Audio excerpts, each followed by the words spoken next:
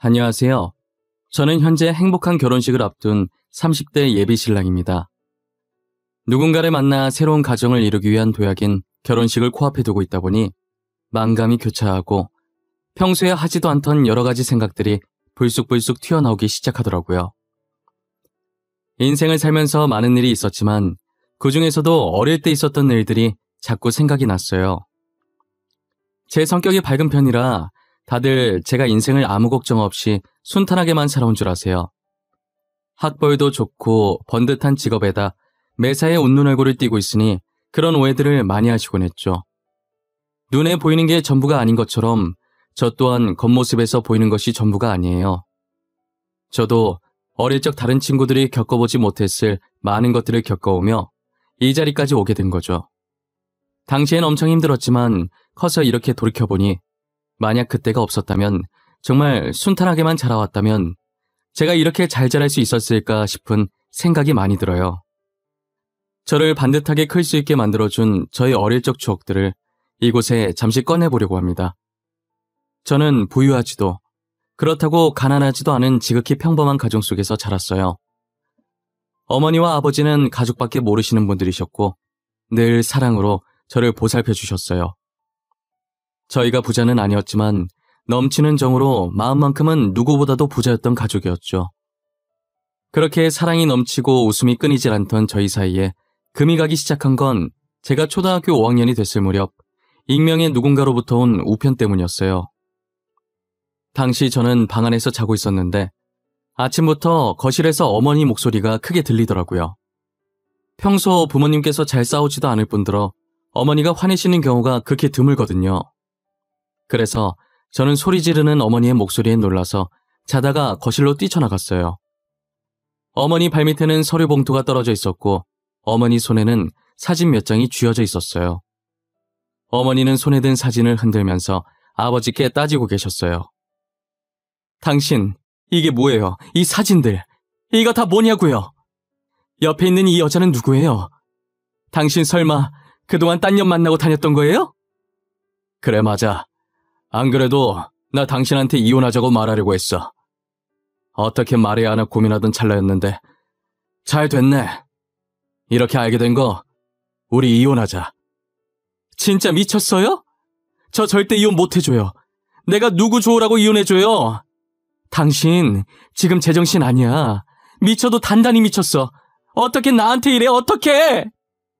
우리 더 이상 재질 끌지 말고 그냥 깔끔하게 이혼 도장 찍자. 계속 이렇게 살아봤자 서로한테 좋을 것 없잖아. 안 그래? 아니요. 전 절대 이혼 못해요. 나 버리고 딴 년이랑 잘 사는 꼴? 저 절대 못 봐요. 저랑 살기 싫으면 그냥 당신이 이 집에서 나가요. 나가는 건 안 말릴 테니까. 아버지는 어머니의 말이 끝나기 무섭게 안방에 가서 짐을 챙기더니 그대로 집을 나가시더라고요. 제가 당시에 아무리 어린 나이였다지만 아버지께서 저와 어머니를 버렸다는 걸 모를 수가 없었어요. 어머니께서는 아버지가 짐을 싸서 나가는 뒷모습을 보다가 문이 완전히 닫히고 나서야 들고 있던 사진을 내팽개치고 그 자리에 주저앉아 엉엉 우셨어요. 저는 도대체 무슨 사진인가 싶어 바닥에 떨어진 사진을 조심스럽게 제 쪽으로 끌어당겨서 봤는데 남자 한 명과 여자 한 명이 마주보고 앉은 게 아니고 나란히 앉아있는 그런 사진이더라고요. 그렇다고 그 두 사람 앞에 다른 사람이 앉아있거나 그런 것도 아니었어요. 저는 왜 저렇게 앉았는지 조금 특이하다고 생각했고 이게 진짜 불륜이 맞나 의심이 들었어요. 왜냐면 뒷모습만 찍혀서 여자 얼굴은 보이지가 않았고 아버지 얼굴만 비스듬하게 보였었거든요. 그런데 살짝 보이는 아버지 표정이 연애하는 사람치고는 그리 밝지도 않았어요. 하지만 아버지가 직접 그렇다고 하니 바람 피운 게 맞는 거겠지 했어요. 아버지는 그렇게 집을 나간 뒤로 끝까지 저희 곁에 돌아오지 않으셨어요. 어머니는 아버지가 바람나서 도망간 이후로 늘 술만 마시며 세월을 보냈어요. 저희 가정은 그날 이후로 웃음소리는커녕 평범한 대화소리도 들리지 않게 되었죠. 어머니가 술잔을 기울이는 소리와 흐느끼는 소리만 집안을 가득 채울 뿐이었어요. 술만 드시는 어머니는 하루하루 말라가기 시작하셨고 저는 그런 어머니가 걱정되기 시작했어요. 제게 남은 건 이제 어머니뿐인데 어머니마저도 제 곁을 떠날까봐 많이 무서웠죠. 아버지는 이렇게 가정을 풍비박산으로 만들어 놓고 집을 나갔으면 잘 살기라도 하던지 어떻게 부고 소식으로 저희에게 찾아올 수 있을까요? 언젠간 다시 돌아오겠지. 언젠간 예전처럼 살 수 있겠지 하는 제 기대를 완전히 밟아버리고 싸늘해진 몸으로 저희 앞에 돌아온 아버지가 너무 원망스러웠죠. 어머니는 핏기 없는 아버지를 보며 마누라 자식 버리더니 잘 됐다고 꼴 좋다고 마음에도 없는 소리를 하시다가 결국 눈물을 보이시고 말았어요. 의사 선생님이 말하길 아버지의 사망 원인은 혈액암이었어요. 혈액암은 지금도 완치하기 까다로운 병인데 지금보다 의학 기술이 떨어지는 그 당시에는 어땠을까요? 아마 저희가 아버지께서 병에 걸린 걸 알았더라도 약으로 생명을 연장시킬 방법뿐이었을 거예요. 어머니는 가족을 버린 아버지가 미울 만도 한데 장례식을 다 챙기더라고요. 저 같았으면 괘씸해서 모르는 사람인 양 못 본 척하고 지냈을 것 같은데 말이에요. 지금 생각해보면 절대 그랬으면 안 되는 행동이었는데 저는 어린 마음에 장례식을 다 마치고 집에 와서 어머니한테 투덜거렸어요. 가족 버리고 집 나간 사람 뭐가 이뻐서 바보같이 장례식까지 다 챙겨주는 거야? 엄마 진짜 자존심도 없어? 사람이 왜 이렇게 답답한 거야? 지석아, 아빠 너무 미워하지 마. 그래도 널 태어나게 해주신 분이잖아. 아빠도 다 사정이 있어서 그러셨을 거야. 사정? 무슨 사정? 얼마나 대단한 사정이길래 가족을 버려? 나는 사정이 있든 없든 우리 이렇게 만든 아빠 미워. 미워 죽겠어. 제 머리를 쓰다듬으면서 아버지가 사정이 있어서 그랬을 거라고 하는 어머니가 너무 답답했어요. 더는 어머니 말이 듣고 싶지 않아 먼저 제 방으로 들어가 버렸죠. 제가 방으로 들어간 뒤로 어머니는 아버지 사진을 보며 울고 술만 마셨어요. 어머니의 흐느끼는 소리만 한참 들리다가 누군가 저희 집 벨 누르는 소리가 들리는 거예요. 어차피 어머니는 오느라 정신이 없을 것 같아서 제가 나가서 확인했는데 평소 저희 부모님과 친했던 아버지 동네 친구분이 찾아오셨더라고요. 저희 집에 자주 오셨던 아저씨라 저와도 친한 사이였어요. 아저씨는 문 열자마자 저를 안아올리고선 어머니부터 찾았고 제 손끝이 향하는 곳을 보더니 그러고 있을 줄 알았다는 듯 한숨을 쉬고 어머니께 다가가시더라고요. 저를 내려놓고 손에 들려있던 비닐봉지에서 치킨을 꺼내 어머니 앞에 내밀었어요. 아저씨는 억지로 어머니 손에 치킨을 들려주셨고 곧이어 제 손에도 치킨을 쥐어주셨어요. 저는 치킨을 맛있게 먹었고 어머니는 가만히 쥐고만 계셨어요. 아저씨는 전혀 먹을 생각이 없어 보이는 어머니께 치킨 먹기 전까지 안 간다고 말하셨고 정말 안 나갈 요량으로 버티고 계시자 어머니는 한숨을 쉬더니 어쩔 수 없이 드시기 시작하셨어요. 그리고 아저씨께서는 제 머리를 쓰다듬으시면서 어머니 많이 힘들 거라고 장남인 제가 어머니 좀 잘 보살펴달라고 하시더라고요. 어린 저한테 이런 부탁해서 미안하다고 하시면서요. 아저씨는 그 뒤로도 저녁 먹을 시간만 되면 저희 집에 오셨었어요. 아마도 회사에 출근하고 퇴근을 저희 집으로 하시는 것 같았어요. 와서 늘 어머니와 저의 저녁을 챙겨주시고 어머니의 술친구도 되어주셨죠. 그러다 아예 저희 집 옆으로 이사까지 오셨더라고요. 아무래도 셋이 많이 친했던 사이라 술만 마시는 어머니가 걱정되던 모양이었어요. 그래도 아저씨가 계속 어머니 상태를 확인해 주시는 덕분에 어머니는 술을 많이 줄이셨고 제가 학교 가고 없는 동안에 혼자서 밥도 드시기 시작하셨어요. 항상 저녁을 아저씨와 함께 먹어서 이젠 아저씨가 없으면 허전할 것 같았어요. 아무래도 바로 옆집에 사시니까 저녁 먹고 늦게까지 저희 집에서 놀다가 돌아가셨어요. 그리고 어머니께 저를 봐서라도 정신 차리고 새 출발하라는 조언도 잊지 않으셨죠. 어머니께서는 아저씨의 잔소리가 듣기 싫어서라도 일을 해야겠다며 일을 다시 시작하셨고 아저씨는 늘 어머니와 제 옆에서 지치지 않게 응원해 주셨어요. 그리고 아버지가 없던 제겐 늘 아버지와 같은 존재였던 분이셨죠. 항상 저희 집에 올 때 빈손으로 오신 적이 없으셨고 적은 돈이지만 제게 용돈을 주시곤 하셨었어요. 학교를 다니면서 아버지가 필요한 순간이 찾아오면 언제나 아저씨께서 아버지 대신 나타나 주셨죠. 학생 때는 나쁜 일이 아니더라도 운동회라든지 진학상담이라든지 여러 가지 이유로 학교에 부모님께서 꼭 오셔야 하는 상황들이 생기잖아요. 저는 어머니께서 일을 하셨기 때문에 학교에 올 수 없어서 늘 아저씨께 부탁을 했었어요. 어머니는 투잡, 어쩔 땐 쓰리잡까지 뛰어가면서 돈 벌기 위해 바쁘셨고 아저씨는 회사를 다니셔서 잠깐 짬내서 저희 학교에 올 수 있으셨거든요. 처음에 어머니가 아닌 아저씨가 제 학부모로 학교에 왔을 땐 놀랐었어요. 아저씨도 놀란 제 얼굴을 보더니 웃으시며 말씀하시더라고요. 아저씨가 와서 놀랐니? 지금 엄마가 바빠서 학교에 못 온대. 아저씨 보고 대신 가달래. 주혁이, 엄마 기다리고 있었는데 아저씨가 와서 싫은 건 아니지? 아니에요. 저는 아저씨가 와서 더 좋아요. 그럼 오늘 아저씨가 제 아빠 해주시는 거예요? 저는 아저씨가 계속 아빠 해주면 좋겠는데. 주혁이 아빠는 따로 있는데 내가 아빠를 했었으나 이렇게 아빠가 필요한 순간에 아저씨가 와주면 되지.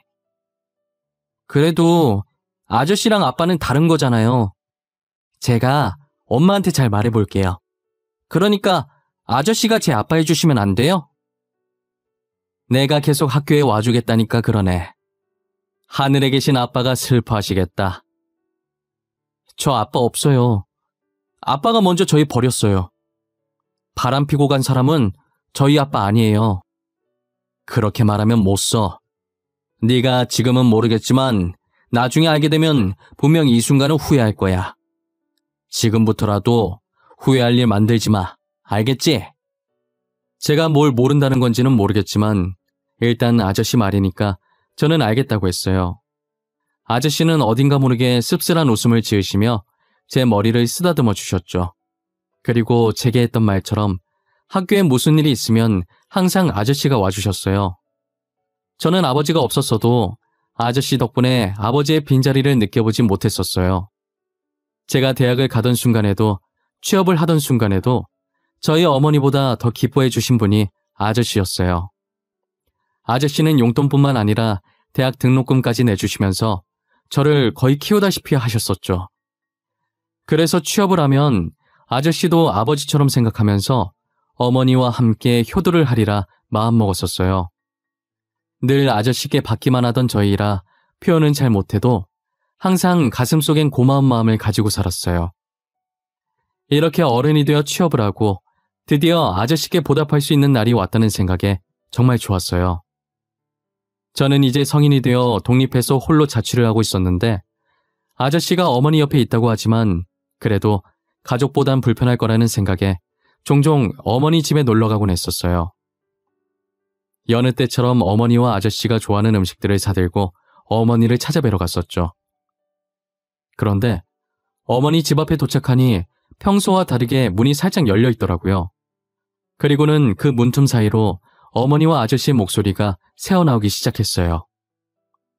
진찬아, 이제 그만해도 돼. 이만하면 됐어. 이제 우리 아들도 성인이잖아. 그만큼 했으면 된 거야. 네 잘못 아니라고 했잖아. 어떻게 내 잘못이 아니야. 내가 그날 부탁만 들어주지만 않았어도, 아니, 그 안에 내용물이 뭐가 들었는지 확인만 했었어도 이렇게 수혁이 혼자 쓸쓸히 갔을 일은 없었을 거야. 어차피 고치기 힘든 병이었다며, 말기였다며. 만일 네가 알았다고 해도 달라지는 건 없어. 죽는 날을 조금만 늦추는 것 말고는 달라질 게 하나도 없었다고. 그러니까 이제 그만해. 내가 옛날에 형편이 어려워서 수혁이한테 빌린 돈이 있었어. 부탁만 들어주면 그 돈은 받지 않겠다고 하는 바람에 내가 진짜 미친놈이야. 남편이 선택한 거야. 우리가 뭘 어쩌겠어. 나도 장례식 가서 신우한테 듣고 알았어. 그때 그 사진 속에 있던 여자도 신우였다더라. 남동생이 하도 부탁해서 어쩔 수 없이 해줬다더라고. 알고 보니 저희 아버지가 도망갔던 그날 아버지 불륜 증거가 들어있는 서류 봉투를 집 앞에 두고 간 건 저희 부모님의 동네 친구이자 저에겐 아버지와 같았던 아저씨였어요. 아버지께서는 살 날이 얼마 남지 않았다는 것을 직감하시고 저희가 슬퍼하지 않게 정을 떼놓으시려고 일부러 고모와 불륜인 척 짜고 사진을 찍은 것이었죠. 그리고 그 사진이 든 서류 봉투를 아저씨께 건넨 것도 아버지셨어요. 아저씨는 당시 아버지에게 빌린 돈이 조금 있었고 형편이 어려워서 조금씩 갚고 있었나 봐요. 그런데 이 서류 봉투만 집 앞에 놔둬주면 남은 빚들을 안 갚아도 된다고 하니 빚을 지은 아저씨 입장에서는 저거만 두고 오면 되니까 당연히 솔깃한 제안이었던 거고요. 그래서 무슨 일인지 안에 뭐가 들었는지 이야기도 안 하고 부탁을 들어주겠다고 했다더라고요. 정말 부탁받은 대로 집 앞에 서류 봉투만 두고 가고 그 뒤로는 어떻게 됐는지 몰랐었다고 하는 거예요. 아버지가 죽기 이틀 전에 어머니가 걱정되어 결국 아저씨를 불러서 사실대로 말해줬고 아저씨는 그제서야 자신이 한 짓이 어떤 짓이었는지 알게 된 거죠. 그때부터 아저씨는 아버지를 대신해 본인이 저희 어머니와 저를 지켜야겠다는 생각을 하셨대요. 어머니도 아저씨 잘못이 아니라는 걸 알지만 이렇게 해야 아저씨 마음이 조금이라도 편해질 것 같아서 제가 성인이 될 때까지만 아무 말 않고 가만히 있으셨던 거예요. 제가 사춘기 시절이었을 때 사실을 아는 것보다는 그나마 성인이 됐을 때 그날 있었던 일을 이야기하면 어쩔 수 없었던 일이라며 아저씨가 했던 행동을 이해해 줄 거라고 생각이 든 거죠. 하지만 아들 입장에서 솔직하게 아저씨께 실망을 안 했다고 하면 거짓말이겠죠. 제가 그동안 가정 파탄낸 주범이라며 아버지를 얼마나 많이 원망하고 미워했는데요. 아버지를 보내드리는 순간에도 저는 굳이 바람 펴서 가족 버린 사람 뭐가 이쁘다고 장례식까지 다 해주냐며 돌아가신 아버지와 장례식을 지킨 어머니께 막말도 했었으니까요. 아저씨가 아버지 부탁을 거절했다면 제가 이렇게까지 아버지를 비난하지 않았다고 다 아저씨 탓이라며 핑계댔던 순간도 있었어요. 하지만 이미 아버지는 돌아가셨고 더 이상 제 곁에 없으시니 원망해봤자 늦은 거죠. 그리고 아저씨께서 늘 아버지를 대신해온 노력을 알기에 모질게는 못하겠더라고요. 아저씨도 그동안 저희 보면서 아버지가 떠올랐을 텐데 얼마나 힘드셨겠어요. 저는 아저씨도 참 불쌍하고 당시의 아저씨 입장을 생각해보면 빚진 입장에서 뭘 못하겠어요. 아저씨로서는 어쩔 수 없는 선택이었다고 생각했죠. 시간을 되돌릴 수도 없는 노릇이니 이 상황을 인정하기로 한 거예요. 지금까지 저와 어머니 곁에서 남편과 아버지 노릇을 해온 노력들은 거짓이 아니었으니까요. 아직도 아저씨가 아버지 같다는 마음은 변함이 없었어요. 제가 모든 사실을 알게 된 지 얼마 지나지 않아 어머니께서는 간암 진단을 받으셨어요. 아버지께서 돌아가시고 줄곧 입에 술을 달고 사셨으니 간에 탈이 안 나면 이상한 거죠. 간 이식밖에 답이 없을 정도로 상황이 좋지 않았어요. 제가 간을 드리려고 해도 어머니는 받을 생각을 하지 않으셨죠. 저와 어머니께서 간 이식으로 한참 다투고 있을 때 간 기증자가 나타난 거예요. 어머니는 간 기증자가 전 줄 알고 제 등짝을 때렸고 놀란 간호사는 아드님 아니라고 다른 기증자가 나타난 거라고 저희 어머니를 말리기 시작했어요. 간호사 말을 듣고는 어머니께서 멋쩍은 미소를 지으면서 머리를 긁적이시더라고요. 그리고 과일을 들고 뒤이어 들어온 아저씨는 간 기증자 소식을 듣고 좋아했어요. 간 기증자가 나타났다고? 이렇게 빨리 나타날 줄은 몰랐는데 다행이다. 정말 다행이야. 수술은 빨리 해야 되고 우리 간은 안 받겠다고 난리치는 통에 내가 얼마나 걱정했는지 몰라. 내가 너네 간 안 받겠다고 난리쳐서 다행이지. 이렇게 금방 기증자 나타났는데 굳이 왜 너네 간을 받아? 너네라도 튼튼한 간으로 건강하게 살아야지. 그래, 우리 간 지켜줘서 너무 고맙다. 네 덕분에 건강하게 살겠어 아주. 얼른 수술받고 괜찮아져야 될 텐데. 수술하고 나서는 술 먹지 마. 알겠어? 당연히 그렇게 해야지. 나 이제부터 술 아예 입에도 안 댈 거야. 우리 아들 결혼하는 거 보고 죽어야 되니까. 이제부터라도 간 건강 열심히 챙겨야지. 맞다. 너 수술하는 동안 나는 옆에 못 있어주겠네. 급하게 출장이 잡혀서 일주일간은 못 올 거야. 보고 싶다고 울고 있지 말고. 보고 싶긴 누가 보고 싶어. 하도 붙어 있어서 이젠 반갑지도 않아. 내가 재혼을 못한 게 너 때문인 것 같아. 너만 없었어도 내가 잘난 남자 만나서 재혼했을 텐데. 어머니는 기증자 생겼다는 기쁨에 아픈 것도 잊으셨는지 이내 아저씨와 장난을 치기 시작하셨어요. 아저씨는 늘 심각한 일에도 저희 걱정을 덜어주시려고 이런 식으로 장난을 치곤 했어요. 그러다 보면 마음이 가벼워져서 해결책을 더 빨리 찾을 수 있었고 별거 아닌 일처럼 느껴졌어요. 매사에 걱정이 많은 어머니와 제게는 그런 아저씨의 존재가 많이 컸죠. 어머니의 수술날, 말씀처럼 출장에 갔는지 아저씨께서 보이지가 않았어요. 저희 얼굴은 안 봐도 전화는 바로바로 받으셨던 분인데 전날부터 전화도 안 받으시더라고요. 어머니를 먼저 수술실로 보내고 다시 한 번 더 전화를 했는데 여전히 안 받으셔서 일을 하느라 안 받는 건가 싶은 생각에 신호음만 가는 전화를 끊었어요. 전화를 끊고 앞을 봤는데 어머니께 간을 기증한 사람으로 보이는 환자가 뒤이어 수술실로 들어가려고 준비 중이더라고요. 저는 무심결에 침대 위에 환자 얼굴을 쳐다보게 됐는데 굉장히 낯익은 얼굴이 침대에 누워있는 거예요. 저를 발견하고 살짝 미소를 띈 그 환자는 저희에게 출장을 간다고 했던 아저씨였고 제가 무어라 말을 꺼내기도 전에 수술실로 들어가 버렸어요. 간을 안 받겠다고 난리치는 어머니 몰래 아저씨께서 간 검사를 받고 익명으로 간 이식을 해주신 거죠. 아저씨는 아버지께 진 빚을 갚기 위해 저희 옆에 붙어 계셨지만 저희를 향한 마음은 자신의 간까지 망설임 없이 내어줄 만큼 진심이셨어요. 다행히 두 분의 수술은 성공적으로 끝났고 회복도 빠르고 좋았어요.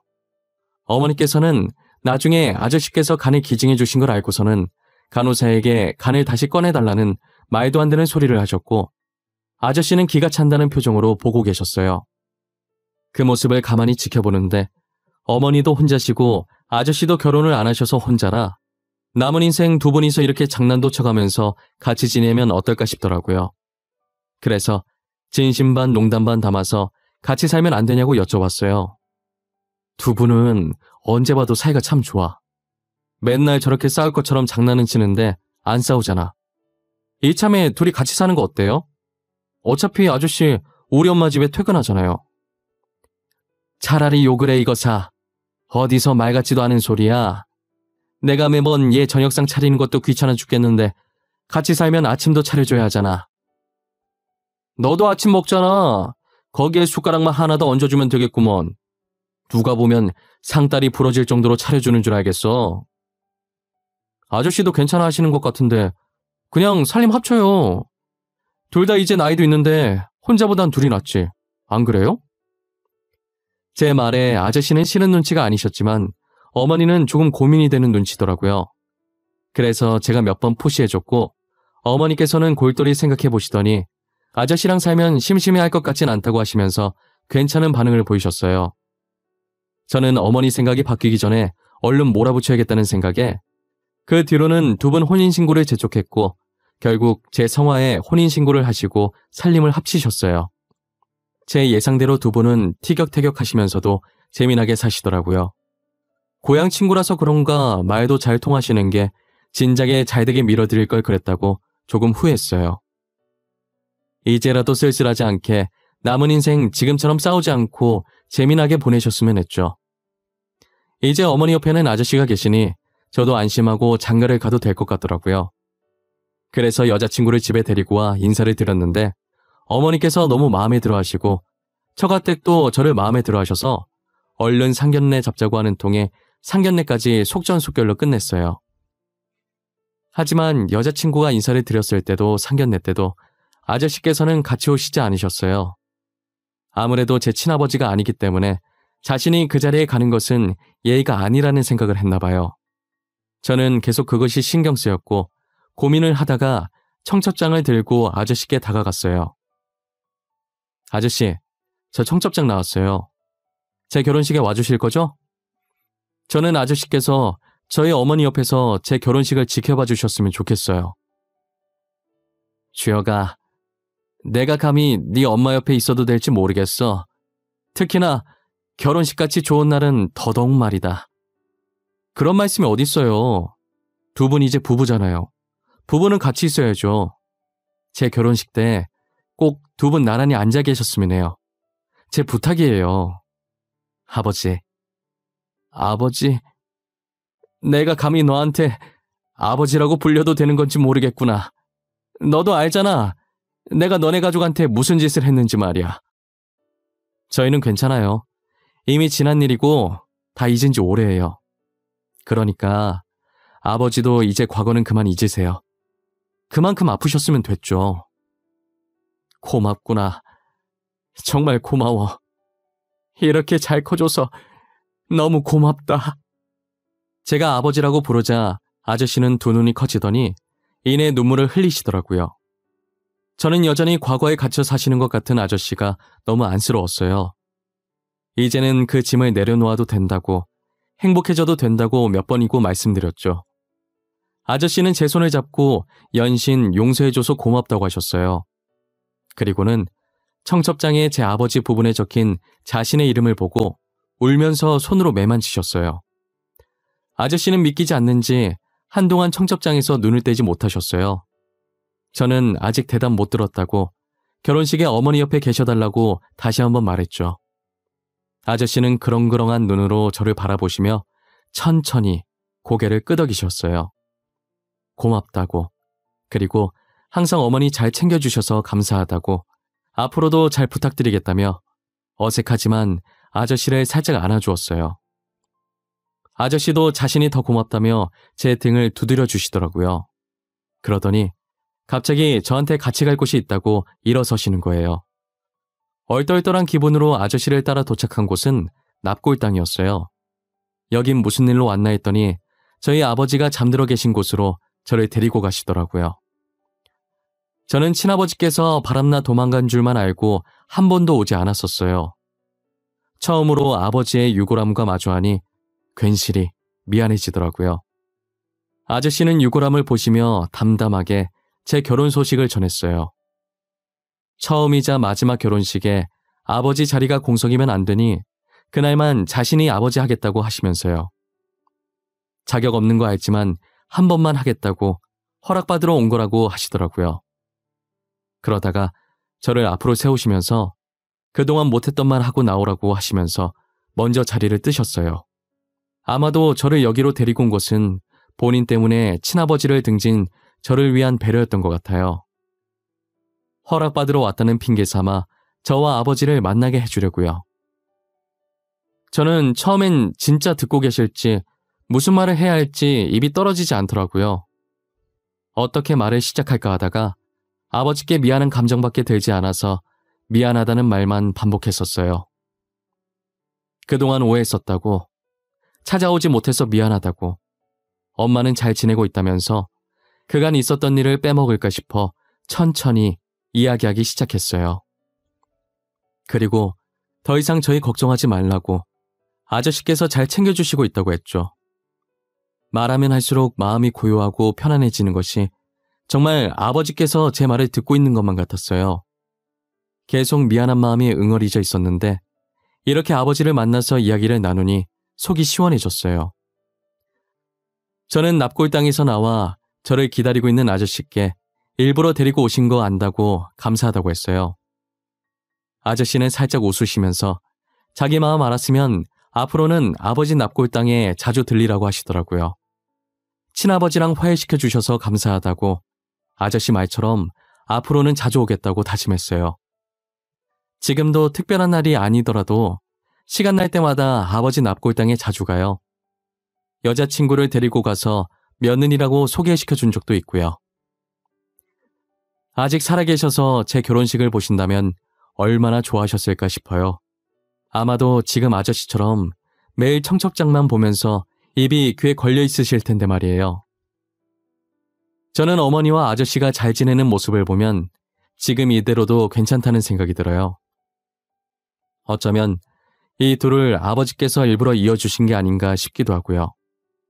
저도 여자친구와 결혼하면 어머니와 아저씨처럼 잘 지내보려고 합니다. 저의 긴 이야기는 여기까지입니다. 제 이야기를 들어주신 모든 분들께 감사하다는 말씀을 드리고 싶고 늘 건강하고 행복만 가득하시길 빌고 또 빌겠습니다.